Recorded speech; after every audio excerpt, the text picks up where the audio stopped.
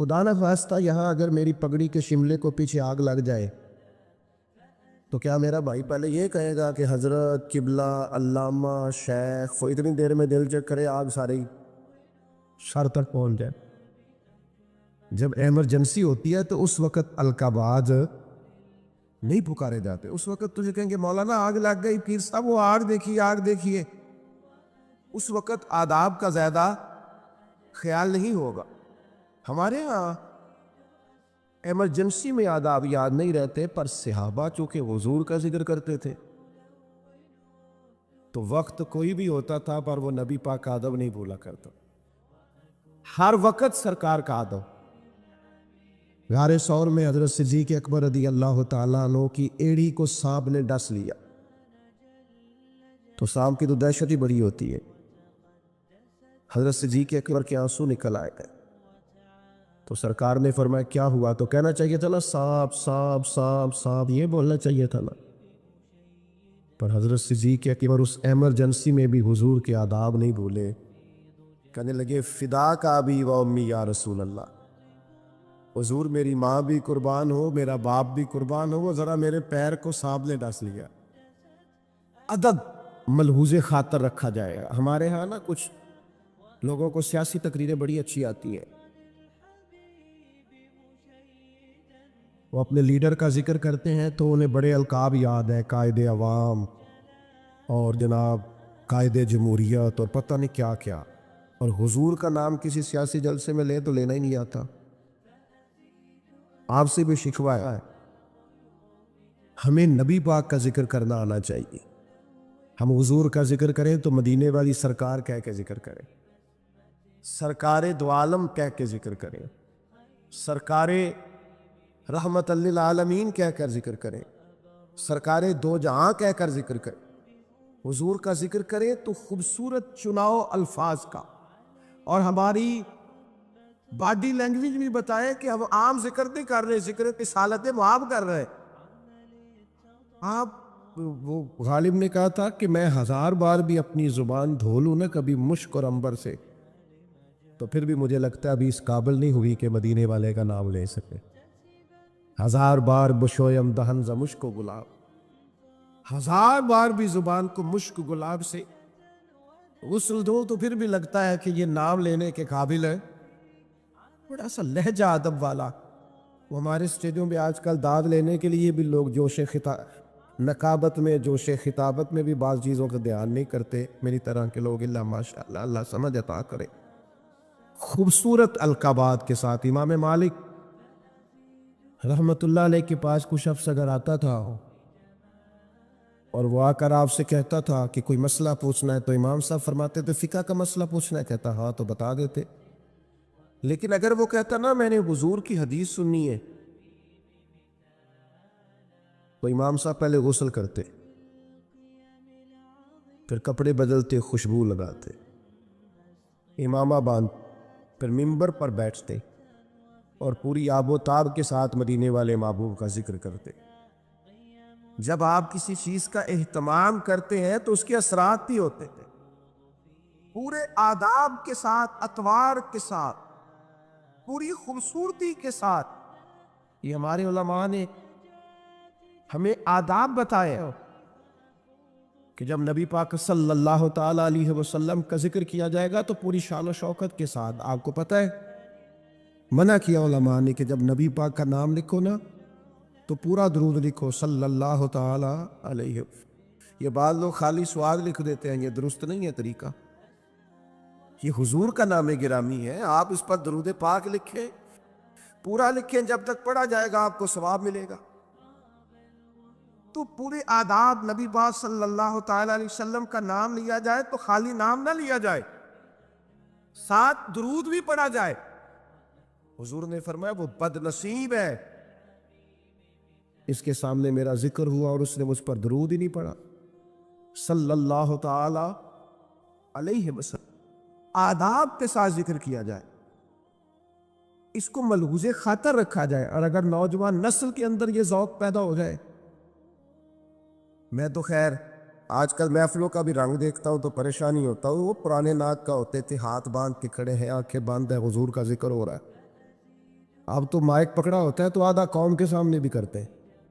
بھئی آپ یہ حضور کی نعت پڑھ رہے ہیں, یہ سٹائل آپ نے کہاں سے سیکھا ہے؟ آپ کو آداب آنے چاہیے اور شعر بھی معیاری ہو نبی پاک کے لیے, عام اشعار نہ ہو. کہ بعض شعر ایسے ہیں کہ جن میں وہ خوبصورتی نہیں چھلکتی تھی. وہ جی میں نے تازہ نعت لکھی ہے, آپ رہنے دے بھائی تازہ, آپ وہی پڑھیں جو اعلیٰ حضرت بریلوی نے لکھی ہے, جو مولانا حسن رضا نے لکھی ہے, جو ڈاکٹر اقبال نے لکھی ہے, جو پیر مہر علی شاہ نے لکھی. اب وہ پڑھیں آپ, وہ نعتیں دیکھیں, ان کا کمال دیکھیں. فاضل بریلوی کہتے ہیں ان کی مہک نے دل کے غنچے کھلا دیے ہیں, اور وہ جس راہ چل دیے ہیں کوچے بسا دیے ہیں. اعلیٰ حضرت کہتے ہیں بڑا بھی کسی کو غم ہو نا تو وہ ذکر مصطفیٰ چھیڑ دے, سارے غم دور ہو جائیں. کہتے ہیں ان کے نثار کوئی کیسے ہی رنج میں ہو, وہ جب یاد آ گئے ہیں سب غم بھلا دیے. بس حضور کے یاد آتے ہی غم سارے بھول جاتے. آپ نبی پاک علیہ السلام کا ذکر کریں گے تو اب دیکھیں نا, پیر میرے علی شاہ صاحب نے حضور کی نعت لکھی تو انداز کیا کہتے ہیں, مکھ چند بدر شاشانی متھے چمک دی لاٹ لورانی ہے, او دی کالی زلف تے اکھ مستانی مخمور اکھی ہے نا. اچھا خود ہی نعت سنا کے خود ہی لے کے خود ہی کہنے لگے سبحان اللہ بھاج مالا کا با. اور ایک شاعر نے اس پر گرا باندھی ہے, گرا لگائی ہے. کہتا ہے یہ ذرا سننا کیسا ہے, کہتا ہے اس پتے سے ڈھونڈنا قاصد میرے دلدار کو.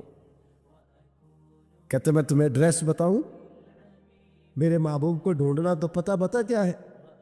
کہتے ہیں اس پتے سے ڈھونڈنا قاصد میرے دلدار کو, مکھ چند بدر شاشانی تے متھے چمک دی لاٹ یورانی ہے, کالی زلف تے اکھ مستانی ہے, مخمور اکھی ہے نا.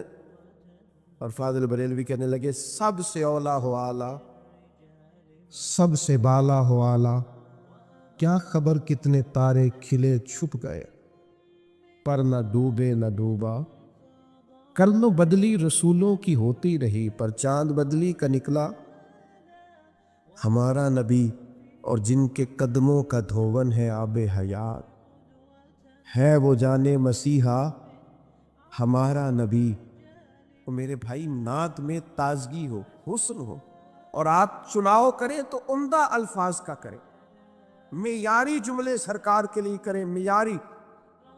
یعنی سرور کہوں کہ مالک و مولا کہوں تجھے, باغ خلیل کا گلے زیبا کہوں تجھے, بس لیکن رضا نے ختم سخن اس پہ کر دیا, خالق کا بندہ خلق کا آقا کہوں تجھے. خوبصورت لہجہ ہو, خوبصورت انداز ہے, اور الفاظ کا چناؤ حضور کے ذکر کے لیے ذرا عمدہ ہو, ذرا بہترین ہو. آپ دیکھیے دو بھائی بیٹھے ہو, بڑے کی تعلیم کم ہے, چھوٹے کی زیادہ ہے. بڑا اتنا بڑا افسر نہیں, چھوٹا افسر زیادہ ہے. تو اگر بڑے سے پوچھا جائے کہ آپ بڑے ہیں کہ یہ بڑا ہے تو اس سے کیا مراد ہوتی؟ دو بھائی ہیں, ایک بڑا ہے ایک چھوٹا ہے. بڑے سے پوچھا جائے آپ بڑے ہیں کہ یہ بڑا ہے تو کیا اس کا رتبہ بتائے گا, وہ اس کی تعلیم بتائے گا, ڈگری بتائے گا؟ انہیں سیدھا سیدھا کہنا جی میں بڑا. کیونکہ جب پوچھا جاتا ہے نا آپ میں سے بڑا کون ہے تو سادی سی بات ہے, اس سے مراد عمر ہوتی, اس سے مراد رتبہ نہیں ہوتا. لیکن یہ باقیوں کے لیے مثال ہے, سرکار کے لیے ایسا نہیں ہے. نبی پاک کے چچا ہیں حضرت عباس, ان سے کسی نے پوچھا آپ بڑے ہیں کہ حضور, تو پوچھنے والا بھی عمر ہی پوچھ رہا تھا, اس لیے کہ پتا تھا اسے کہ رتبہ سرکار نے بنایا.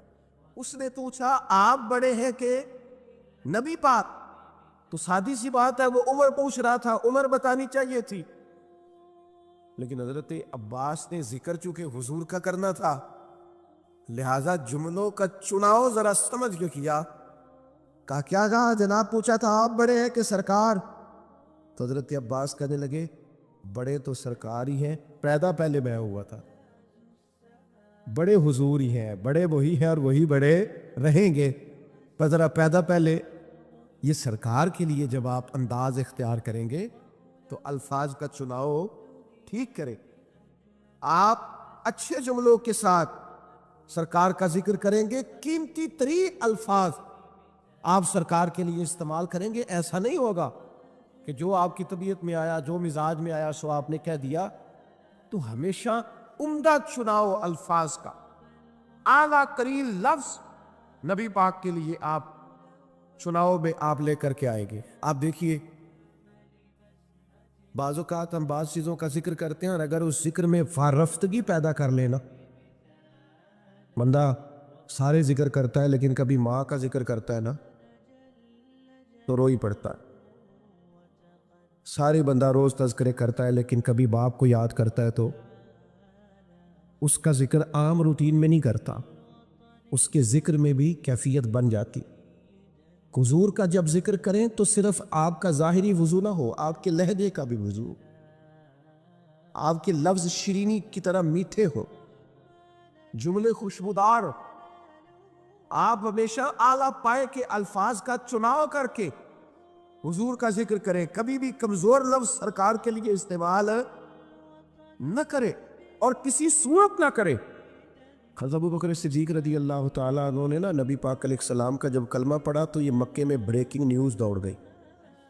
عام آدمی کلمہ پڑھے تو بات اور ہوتی ہے, اور اتنا بڑا تاجر اور سردار اور سیانہ آدمی کلمہ پڑھ جائے تو پھر بات کا انداز کچھ اور ہوتا ہے. میری طرف توجہ ہے آپ حضرات؟ اب تو میرا مضمون ہی مکمل ہو گیا ہے, پر کچھ دوست بڑے پکے تھے, ان کی بڑی پکی دوستی ہے موبائل کے ساتھ, یارانہ بڑا پکا ہے. مجھ سے ایک دفعہ ایک دوست نے پوچھا کہ کچھ چلا بتائیں کو وظیفہ کو میں نے کرنا ہے, تو میں کہتا ہوں 20 منٹ موبائل لو ہاتھ نہیں لانا. تو وہ بھی بس ہسیا ہی سی جی میں تسی نہیں ہسے سارے منی کوئی نہیں ہو. 20 منٹ موبائل کے بغیر ہم نکال لیں, یہ کیسے ہو سکتا ہے؟ یہ ممکن نہیں. بہرحال عام دام برسرے مطلب مضمون جو میں نے بیان کیا کرنا تھا وہ سارا کر چکا. اب تو بات اینڈ پہ پہنچ گئی, تو اب بھی میرا دل کر رہا ہے کہ بعض دوست موبائل نہ دیکھیں, مجھے دیکھیں. تو چلو جاتی تو بھئی صحیح, اللہ آپ کو جزائے خیر عطا فرمائے, اللہ برکات. ڈاکٹر حضرات نے پتہ کیا کہنا شروع کیا ہے؟ ڈاکٹر کہتے ہیں کہ موبائل تکیوں کے نیچے رکھ کے نہ سوئے. ایک مجھے قابل ڈاکٹر صاحب ایک دفعہ بتانے لگے, کہنے لگے اس کو بند کر کے سوئے. ایسا نہ ہو کہ سوتے وقت بھی آپ کے دماغ میں موبائل ہی سوار ہو, نیند نہیں صحیح طرح آئے گی. آپ پریشان ہی ہوگے, جھٹے جھٹے لوگ موبائل نکالتے ہیں, دیکھتے ہیں نیا میسج کون سا ہے. خدا را اتنا زیادہ نہیں سوار کریں, نیند نہیں پوری ہوگی تو صحت نہیں ٹھیک رہے. بہرحال حضور سید عالم علیہ السلام کا کلمہ پڑھا حضرت ابو بکر صدیق نے, تو مکہ مکرمہ میں نا یہ بریکنگ نیوز تھی بہت بڑی کہ ابو بکر مسلمان ہو گئے. اتنی بڑی بات, بڑی انفرادی خبر دوڑ گئی.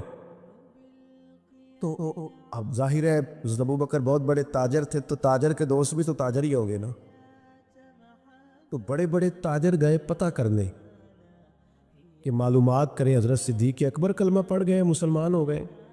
وہ تاجر کون تھے؟ ان کے نام سن کے بھی آپ حیران ہوں گے. حضرت عثمان غنی, سبحان اللہ, حضرت سیدنا عبد الرحمن ابن عوف, حضرت سعید بن زید جیسے لوگ, بڑے بڑے تاجر تصدیق کرنے گئے کہ واقعی صدیق اکبر مسلمان ہو گئے.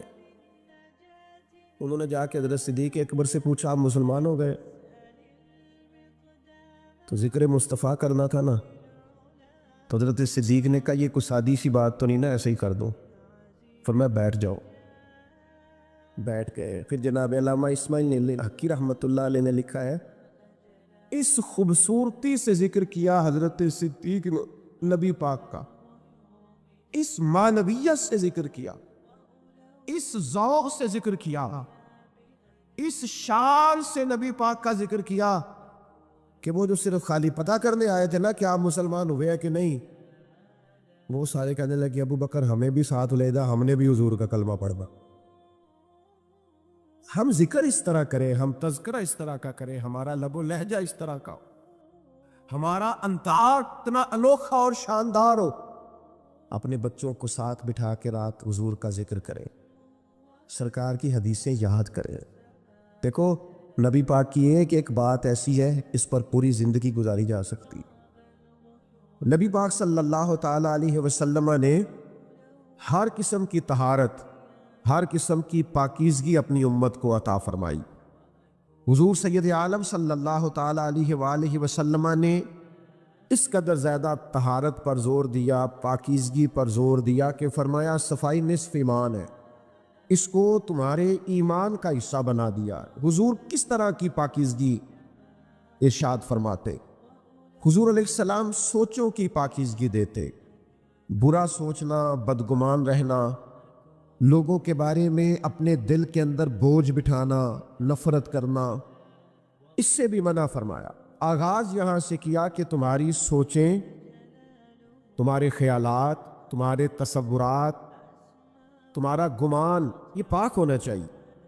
یعنی حضرت جابر بن عبداللہ رضی اللہ تعالیٰ عنہ فرماتے ہیں نبی پاک علیہ السلام نے اپنے وصال ظاہری سے 3 دن پہلے ارشاد فرمایا تم اپنے رب کے بارے میں جیسا بھی گمان رکھو گے نا، اللہ بھی تمہارے ساتھ ویسا ہی معاملہ کرے۔ تو پاکیزہ گمان ہونا چاہیے، تمہارا ذہن ہونا چاہیے اللہ جب بھی فیصلہ کرے گا رحمت والا ہی کرے، معاملات کرم والے ہی ہوں گے۔ اچھی سوچ، اچھا گمان، اچھی رائے یہ سوسائٹی میں خوبصورتی پیدا کرتی ہے۔ آپ دیکھیے حضور اس صفائی کو کتنا پسند کرتے۔ نبی پاک علیہ السلام نے فرمایا اچھا سوچنا بھی اچھی عبادت ہے۔ نہیں آپ صرف اچھا سوچا کریں، مثبت رہا کریں، ہر چیز کو منفی نہ لیا کریں، اور یہ گھر کے اندر بھی ضروری ہے، یہ دفتر میں بھی ضروری ہے، یہ اپنے فیملی ممبران کے ساتھ بھی ضروری ہے، آپ کے جو کولیگس ہوتے ہیں ان کے ساتھ بھی ضروری ہے۔ نبی پاک علیہ السلام اچھے گمان کی طرف رغبت دیتے۔ جب آپ کے غلام نے اس دن کہا تھا جس دن طائف والوں نے شدید سنگ باری کی تھی کہ حضور آپ دعا کریں یہ تباہ ہو جائیں، تو محبوب نے اس دن بھی ہدایت کی دعا کی۔ تو غلام نے عرض کی حضور 10 دن ہم نے طائف میں قیام کیا ہے، انہوں نے تو عرب کی جو روایتی مہمان نوازی ہے اس کا بھی خیال نہیں کیا، اتنی تکلیف دی، بد اخلاقی کا مظاہرہ کیا اپنے رویوں سے، تو آپ پھر بھی ان کے لیے ہدایت کی دعا کر رہے ہیں۔ تو یہ نبی پاک کی دی ہوئی سوچوں کو دیکھیے، حضور فرمانے لگے یہ نہیں نہ مانتے تو مجھے امید ہے آنے والی نسل مان جائے۔ تو اتنی جلدی مایوس ہو جانا، کہنا یہ لوگ ٹھیک نہیں ہو سکتے، یہ زمانہ ٹھیک نہیں ہو سکتا، یہ معاشرہ ٹھیک نہیں ہو سکتا، محبوب تو اگلی نسل کے بارے میں بھی اچھا گمان رکھنے کا ارشاد فرما رہے۔ تو سب سے پہلی تو میری گزارش یہ ہے کہ اللہ کے رسول نے ہمیں سوچوں کی پاکیزگی کا سبق دیا، اور پھر اس سے اگلی بات یہ ہے کہ زبان پاک ہو۔ یعنی ہمارے ہاں اب لوگوں نے غیبت کا نام بدل دیا ہے، اب اس کا نام گپ شپ رکھ لیا ہے۔ اب ہماری گپ شپ یہ ہوتی ہے کہ 2 4 10 بندوں کے بارے میں ہم تبصرہ کریں، یہ کرتا ہے وہ کرتا ہے، بڑا خراب ہو گیا ہے، یہ ہماری گپ شپ ہے۔ اتنا سخت ناپسند کیا غیبت کو، اتنا بدبودار کام بیان کیا کہ فرمایا جس طرح کوئی مردہ بھائی کا گوشت کھائے وہ اس طرح ہے غیبت کرنے والا کہ مرے ہوئے بھائی کا گوشت کھا رہا۔ زبان صاف ستھری ہو، آپ کا انداز تکلم خوبصورت ہو، وقولوا للناس حسنا، لوگوں سے جب بھی بات کرو اچھی کرو، آپ کے جملے پاکیزہ ہو، آپ کی زبان طہارت والی ہو، آپ کے لفظ باوضو ہو۔ کچھ لوگ ایسے ہیں جو جب بھی بولتے ہیں زہر ہی اگلتے ہیں، جب بھی رائے دیں گے کڑوی کسیلی دیں گے، ان کے لب و لہجے سے جب بھی اٹھے گا معاذ اللہ کوئی نہ کوئی غلط جملہ نکلے۔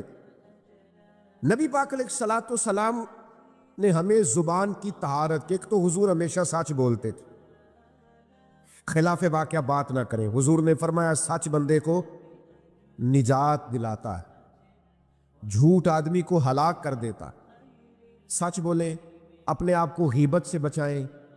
آپ کو کیا ضرورت پڑی ہے لوگوں پر تبصرہ کرنے؟ اور پھر یہ کہ جن باتوں کے بارے میں بالکل پتہ نہیں ہے، گمان کر کے لوگ غلط باتیں کرتے ہیں، گمان کر کے، اور صرف تصور میں لا کے لوگوں کے بارے میں غلط رائے دیتے ہیں۔ آپ کبھی میرے محبوب کا انداز گفتگو دیکھیں، رسول پاک نے جب بھی بات کی ہے تعریف ہی کی ہے۔ حضور کو حاجت نہیں کسی کی تعریف کرنے کی، لیکن حضور جب تعریف کرتے تو اعزاز دیتے، شرف دیتے۔ جناب صدیق اکبر کی تعریف بھی کی، حضرت عمر کی شان بیان، مولا علی کا ذکر کیا، سیدنا عثمان غنی کی حیا کا بیان کیا، حضرت ابو عبیدہ بن جراح کو امین امت کہا۔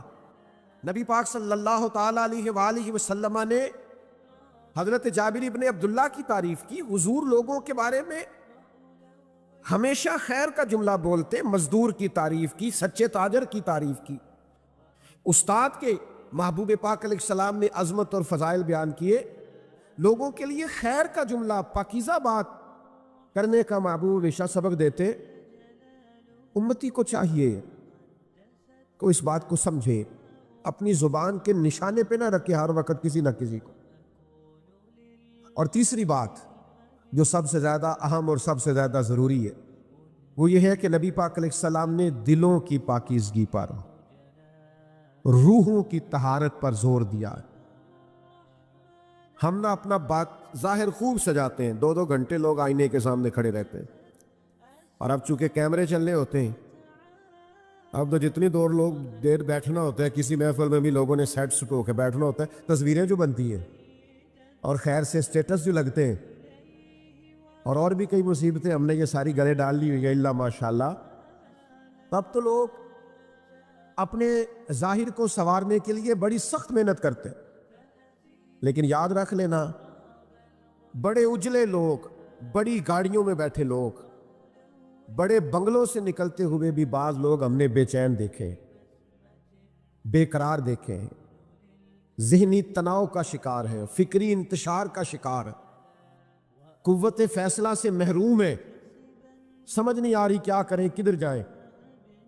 زندگی کی دوڑ میں اتنے آگے نکل گئے کہ صرف دنیاوی مفادات کی جنگ نے جکڑ دیا ہے چاروں جانب سے۔ یاد رکھنا، جب روحیں پاک ہوتی ہیں، باطن پاک ہوتا ہے۔ 2 چیزیں ہیں جو بندے کے باطن کو اجاڑ دیتی ہیں،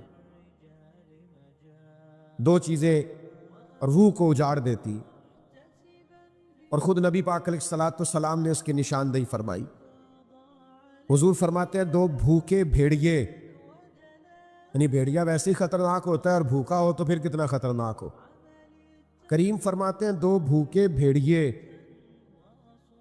بکریوں کے ریوڑ میں چھوڑ دیے جائیں تو اتنا نقصان نہیں کرتے جتنی دولت اور شہرت کی محبت انسان کے باطن کا نقصان کرتی، اس کی روح کو پورے طور پہ اجاڑ دیتی، اس کا باطن پورے طور پہ بکھر جاتا ہے، لوگوں کو پتہ ہی نہیں ہوتا لیکن ٹوٹ چکے ہوتے۔ تو یاد رکھ لیجئے گا کہ روح کی طہارت، باطن کی پاکیزگی، یہ تزکیہ نفس ہے، قرآن مجید کا بنیادی عنوان ہے۔ نبی پاک صلی اللہ تعالیٰ علیہ وسلم کے فرائض نبوت میں سے ایک اہم بات کہ حضور نے باطنی طہارت پر زور دیا، اور حضور فرمانے لگے کیوں زور دیا؟ ظاہر ہے ہم سب کا عقیدہ ہے کہ ساری کائنات سو جاتی ہے، لیکن اللہ تعالیٰ کو نہ اونگ آتی ہے نہ نیند آتی ہے، تو رب دیکھتا ہے، ہر وقت دیکھتا ہے، اپنے کرم سے دیکھتا ہے، اپنی رحمت سے دیکھتا ہے۔ اللہ کے حبیب علیہ الصلوۃ والسلام فرمانے لگے یاد رکھنا، رب نہ تمہارے چہرے دیکھتا ہے نہ تمہاری جیبیں دیکھتا ہے، وہ جب بھی دیکھتا ہے تمہارا دل ہی دیکھتا ہے۔ تو جس چیز کو اللہ نے دیکھنا ہے اس کے محبوب نے دیکھنا ہے۔ آپ کو پتہ ہے ہمارے پاس سب سے قیمتی چیز کیا ہے؟ ایمان۔ تو ایمان کا بنیادی مرکز کیا ہے؟ دل، آپ کی روح، آپ کا باطن۔ ظاہر سے تو اونچے اونچے نعرے لگائیں، آج کل جیسے رواج ہے نا ہماری محفل میں کہ جس کا ایمان پکا ہاتھ کھڑے کر لو، تو بھئی ہاتھ کھڑے کرنے سے ایمان پکا آپ کو کیسے ثابت ہو گیا؟ وہ ایک رنگ بن گیا۔ آپ کے باطن کی کیفیت کیا ہے؟ اگر باطن اجڑا ہوا ہے، اذان ہو گئی ہے اور آپ فارغ بیٹھے ہیں موبائل پہ، آپ نماز پڑھنے نہیں جا رہے، آپ کو کسی مظلوم پر رحم نہیں آ رہا، کسی بھوکے پر ترس نہیں آ رہا، آپ کی تجوری پیسوں سے بھری ہوئی ہے، اور آپ کے محلے میں لوگ سسک رہے ہیں بھوک سے، آپ کو خیال نہیں آ رہا، تو پھر میرے بھائی روح کی طہارت کی ضرورت ہے۔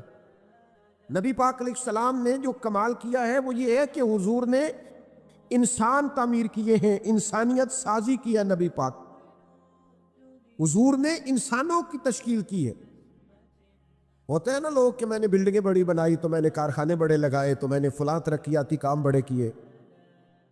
میرے محبوب پاک نے حضرت صدیق اکبر جیسے لوگ تیار کیے، حضرت فاروق اعظم جیسے لوگ تیار کیے، جناب عثمان غنی جیسے رجال تیار کیے، مولا علی جیسے شیر تیار کیے۔